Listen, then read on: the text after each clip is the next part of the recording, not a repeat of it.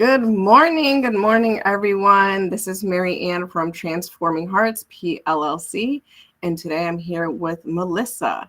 And we are going to be doing another segment of May Mental Health Awareness Month. And today with Melissa, we have some great things to talk about. And I'm so excited to introduce her. How you doing today, Melissa? I'm good. How are you? I'm good. I'm good. So we are live on Facebook and on Instagram this morning. And of course, this would be posted up later for the replay, just in case you missed it. But I'll go into it and introduce Melissa. So she is a national board certified health and wellness coach. She helps people hack their motivation and change for good. In other words, there are no quick pills in health coaching, and this is a deep inner work to help you with attaining health goals.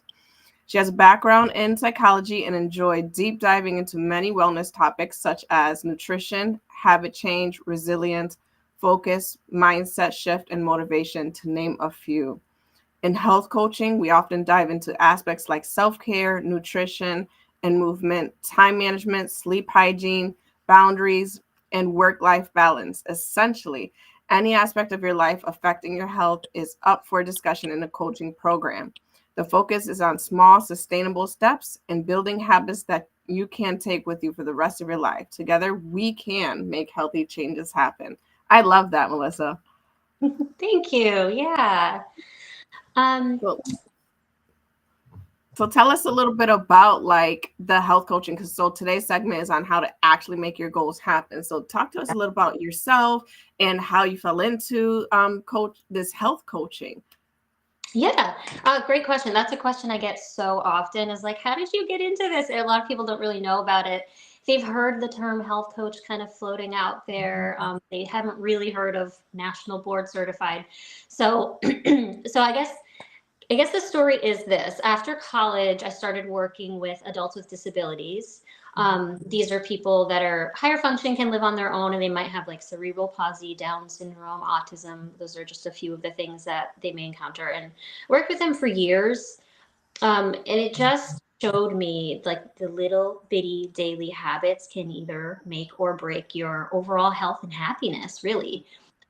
So I really started to think about like, wow, it's just these habits. It's like your daily choices that you make.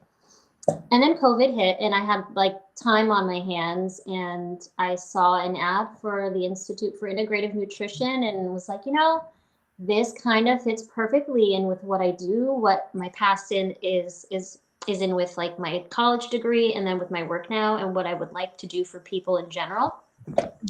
So I just dove right in, and then I learned that you can also become a national board certified health and wellness coach, which you have to sit for a board exam. It was a very long exam. It had to be proctored, just like like a chiropractor or a nurse. It is administered by the National Board for Medical Examiners, so it is in that healthcare field. And so, yeah, I got board certified and celebrated and everything. And that's how I got into it. And my mission is really just to help as many people as I can. And also because I have had years of experience with the folks that I have helped with the disabilities. And as I was a struggling single mom for so long, I have a strong conviction for the rest of my life to make this accessible, because health coaching is a service that is sort of at the moment considered like a luxury, but I don't want it to be that. I want it to be for everyone, no matter, like, if you want to do this, I want you to be able to do it. So I actually take 10% of my profits and put it into a fund that I created. It's called Wellness for All. And that allows me to offer sliding scale rates to folks with various like lower income levels. And, it could be for whatever reason, financial hardship, or because maybe they have a long-term chronic illness or disability or something. But yeah, it's just really important to me to be able to reach everyone. But the latest and greatest news is that I do actually have an NPI number, and I am eligible to bill insurance. So that's something that works for the next few months to expand accessibility even further. So stay tuned for that. I love to hear that. And going back to what you said, like you health, right? And it being a luxury. And it's just like, it's one of those things that we should just all be able to do and not have so many restrictions on. But it does, like, it makes it very difficult in certain areas and aspects of health, even talk therapy, right? And I sometimes I even feel like the insurance company make it a little bit tough for people to access those things too. So, Right. I love that you have this other segment and taking 10% of your profits to go into that charity, because it's so important to be able to help other people on that side. So I love that you built that up within your company. That's awesome. Thank Thank you. you. Yeah, it's near and dear to my heart. Yeah, and what else can I tell you? Oh, the name. If anybody's wondering about the name of my business, it's Cade Blue Health and Lifestyle Coaching, and everybody's like, "Where'd you get that name from?" The names Cade and Blue are my kids' middle names, so they're like they're my inspiration. They've been my inspiration for so many years. So that's for that. Mm. If anyone's wondering about I that. love it. I love the title of your business. It's great. Thank you. So tell us a little bit more about, like, so the segment is how to actually make your goals happen. How do you make your goals happen? Like, what are some of the steps that someone would take to, making sure that they achieve your goals? Because it can be very difficult. We set these goals up, and there's times where they feel like they're unachievable, or there's other times where maybe there's a lack of motivation in trying to get to achieving those goals. So what are some steps that people can do to achieve these goals? Yeah, yeah. And so that's exactly what we work on in health coaching. So success is more often about how you handle your failures. Mm, So in health coaching, so it depends on what you're tackling, and there's various things we can tackle in health coaching, like you sort of introduced in the beginning. It could be nutrition, fitness. It could be, um, you know, overall self-care. It could be like healthy boundaries. It could be just making any changes. Sometimes even people like to make changes in their home environment. But mm, whatever the goal is, as long as it is impacting your health, we will work on it. What we mhm, do is we set up like a long-term plan. So generally in a coaching program with me, I like to set like a 6-month time frame, because there's a start and an end. There's a right. deadline, and that's part of like that SMART goal structure, where it's like Mhm, specific, measurable, achievable, relevant, realistic, or in time bound. So that time bound part is like, okay, there is a deadline. I have something I'm working towards by a certain time. right. um, SMART goals is part of it, but how you view your failures. So we set up the long-term goal for, like, where do you want to be in 6 months? Okay, so if your goal is to have a clean, neat home environment and to start eating better and moving more, let's say those are Mm, the person's 3 goals. They're going to envision themselves 6 months from now, and we're going to write that down, and then we're going to backtrack a little. I'm like, okay, if you want to be there in 6 months, where do you need to be in 3 months' time? mm, We write all those down for the various different goals that they want to hit. And then I'm like, okay, if you want to be there at 3 months, where do you need to be a month from right now? right. So we break it into smaller chunks. And so then generally I do bi-weekly sessions. So one every 2 weeks is kind of how the flow goes. We can do every week if somebody needs that, but just generally it's every 2 weeks. Mhm, And then for every session, we just kind of work through, like, all right, what action steps do you feel like you want to outline for yourself? How do you want to challenge yourself in the next 2 weeks? And let's make it realistic. mhm, Like, it can't be something that that you're not going to hit with your life, right. with all of your adult responsibilities. Right. So they be small steps. And sometimes people are like wanting to give themselves 4 or 5 goals at once. And I will never tell anybody what to do. And that's the thing about board certified coaches, is we have that scope of practice, and we do not have this top down model where we're like doling out instructions for you. It's more like we're pulling out information from you and getting you to dig deeper. And Mm, it's like, what do you want to outline for yourself? And so they'll say, okay, so if I want to eat better, my goal is to have smaller portions. Let's work on smaller portions this week instead Mhm. of, so I'll like, all right, let's use small plates. Let's pay attention to the portions, and maybe that's measurements, maybe it's not, maybe it's just the smaller plate size and like whatever it is. Mhm. And it's a written out in the words of like, I will do blah blah blah blah. Mm. And Almost like an affirmation then that, style. exactly, it's the language that Mhm. they're saying. And it's like, okay, finish the sentence. How are you going to do this? And it's like, I will eat on small plates for dinner 5 days a week, or whatever it is. Mhm.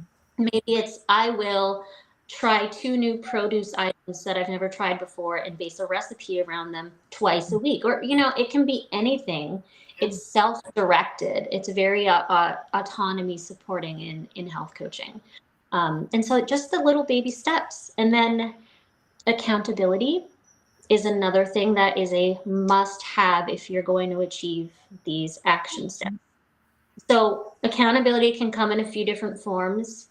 Generally, most people really benefit from check ins from their coach in the Mhm. beginning.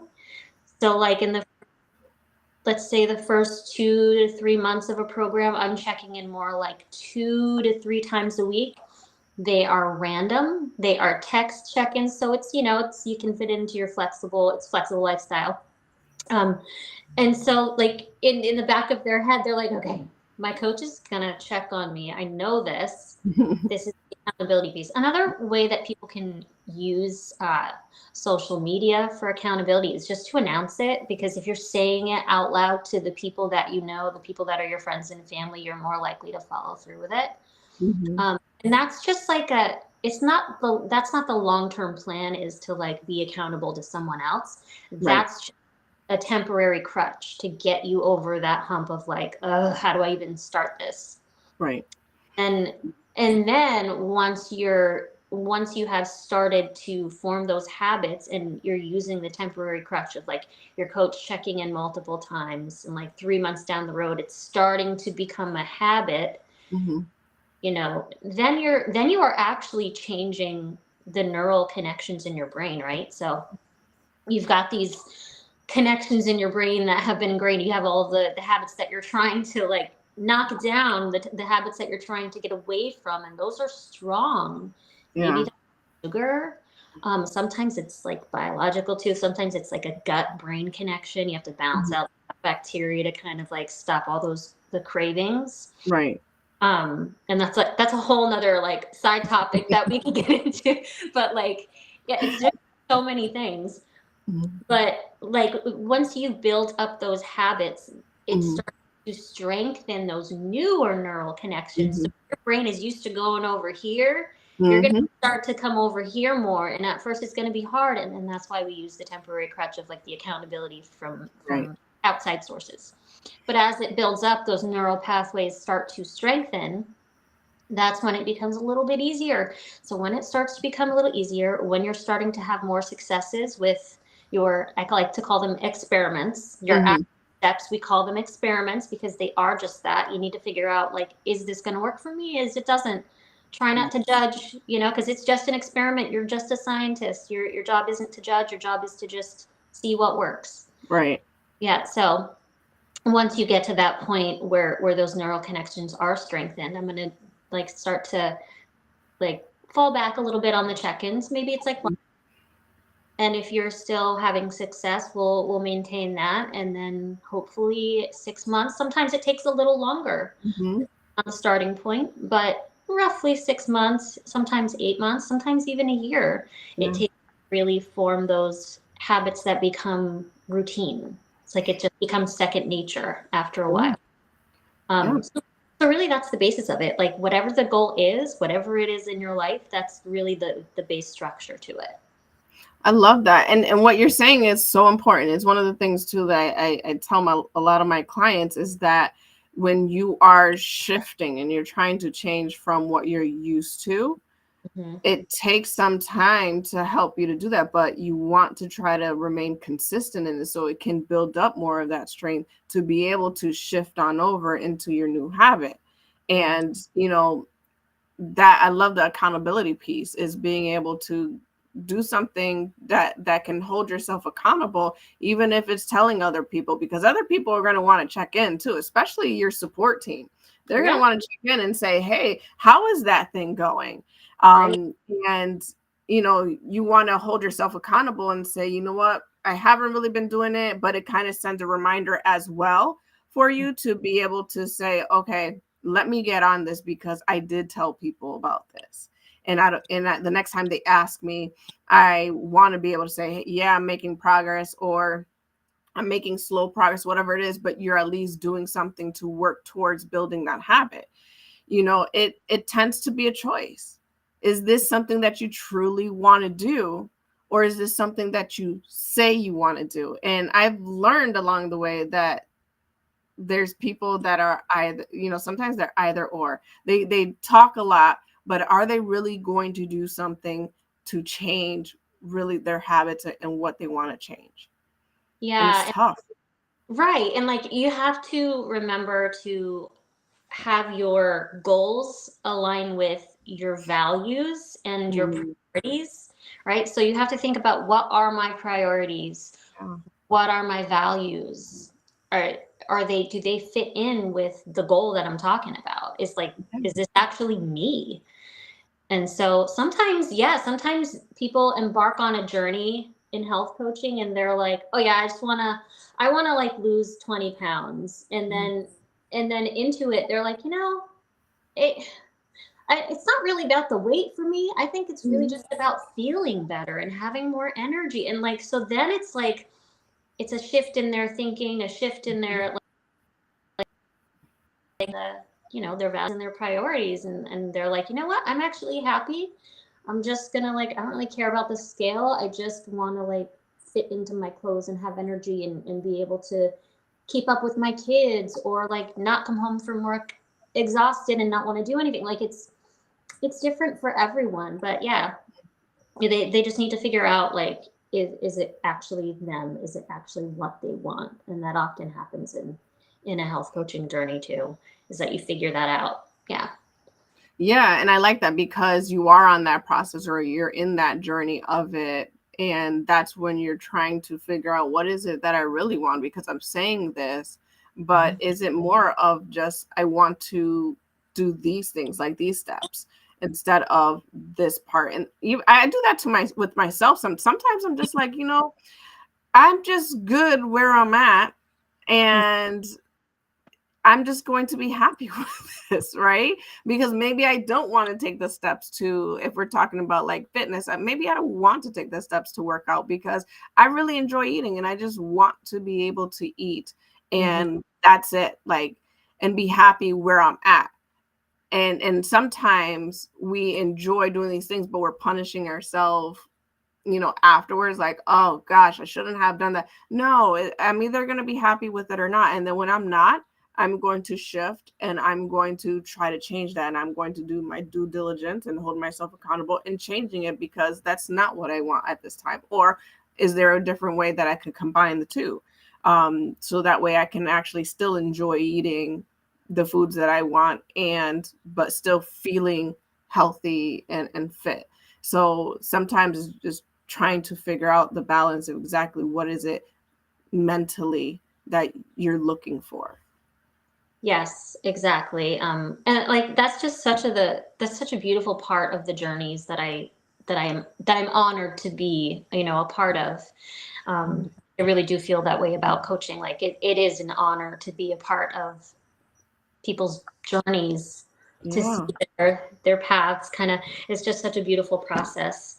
And then, and the other thing I wanted to kind of hit on is there's some common challenges when people are kind of working on goals. I've got a list here. So is it okay if I just kind of go through Absolutely. the list? Yes. Okay. Yeah. So some of the common things, overwhelm. So one thing to do about overwhelm is take a step back, find just one or two small steps that you can take and focus on those. So like I said in the beginning, they're trying to think of way down the road, and they're like, I want to do this and this and this and this, and I got to make it happen right now. But that's going to just, that's going to create overwhelm for most of the people. So just one or two steps and just, one thing at a time, patience and practicing non-judgment towards yourself, towards others, and towards circumstances as well. Another one is fear of failure. That's a big one. Yeah. So something I repeat is like a mantra to my clients often is any success is still success.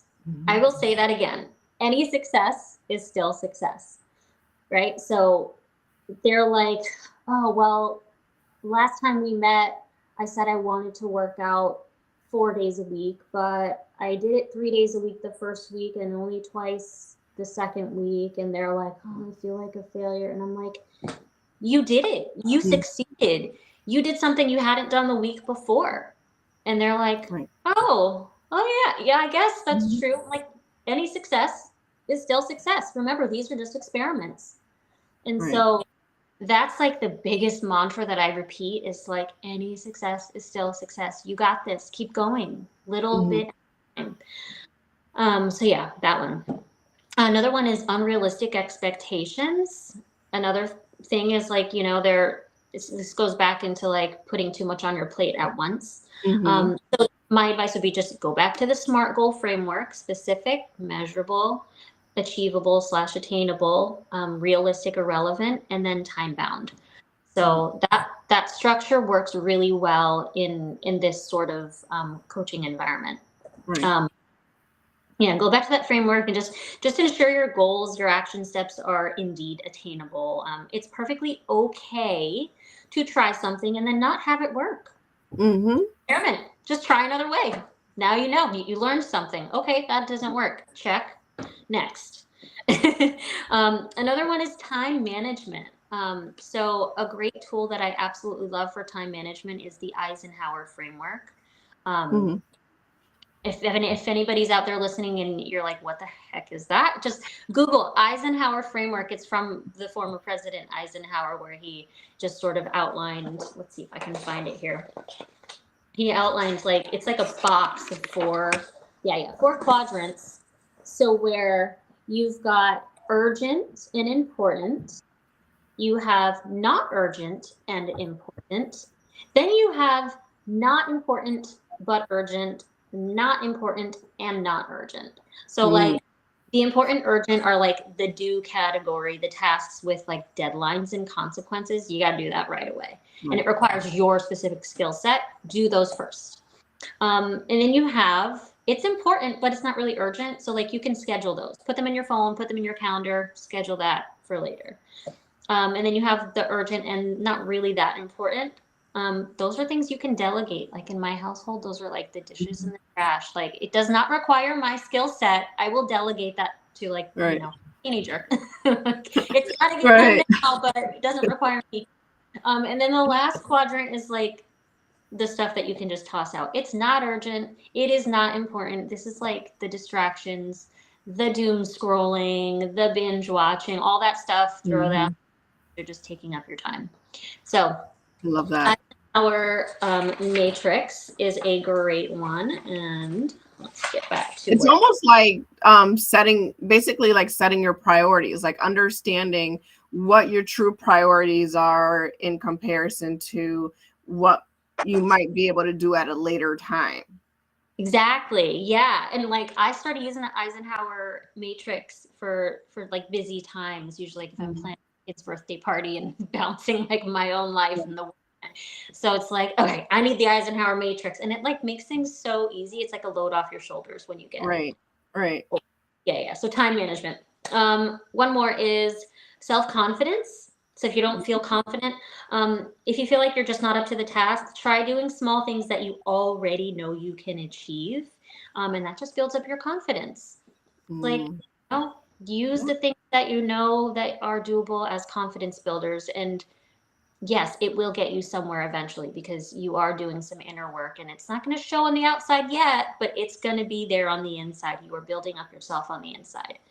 Right. And that helps you build consistency towards it too, because the more you feel like you feel good about it because you're getting these small tasks done, you're going to keep wanting to do that and build up the consistency because you want to continue feeling good about it. Exactly. Yeah. Yeah. Let's see. And then another one is your environment is a Mhm. big one. That's another challenge pursuit. So our environment in our homes and our workspaces greatly impact how we feel via our senses. Mhm.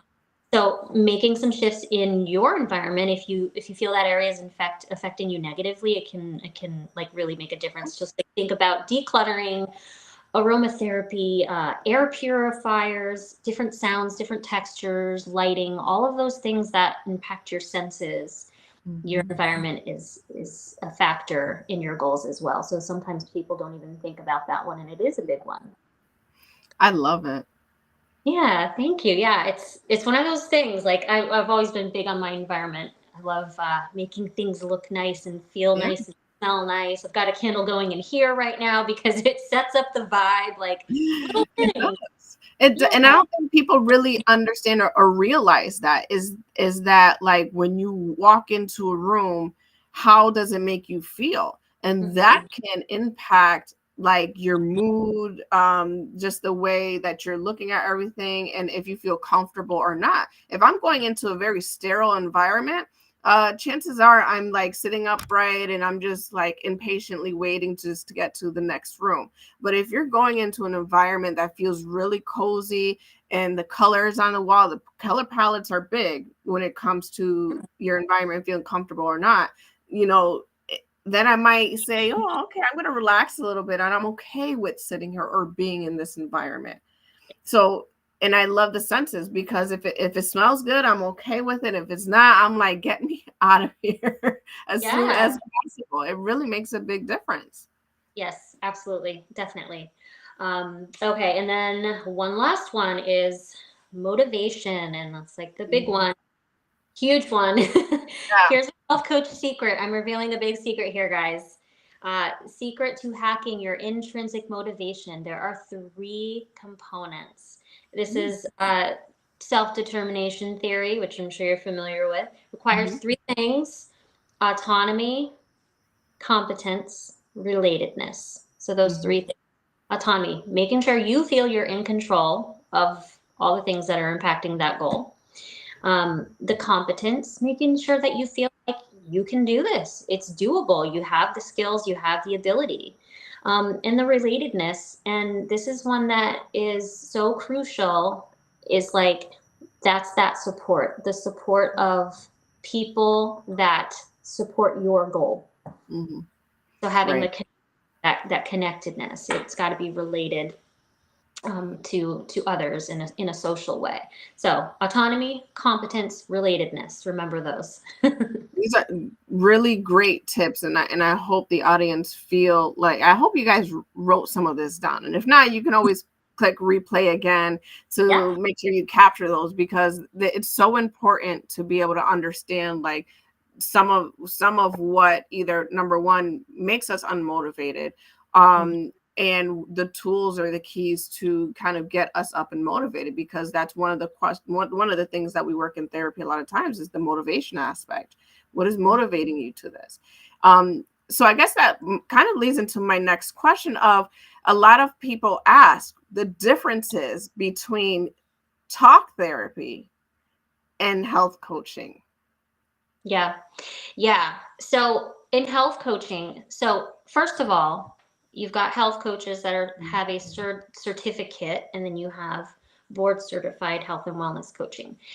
Board certified health and wellness coaches have to adhere to a scope of practice. So if you are thinking of looking for a health coach, I would strongly, strongly recommend looking for somebody with the NBC-HWC credential, only because somebody without that credential can do anything, they can prescribe you supplements, they can tell you things that may not be in your best interest, but there's no repercussions for them doing that. Whereas somebody who has in the NBC HWC credential, we are working under that scope of practice, and we are accountable to that.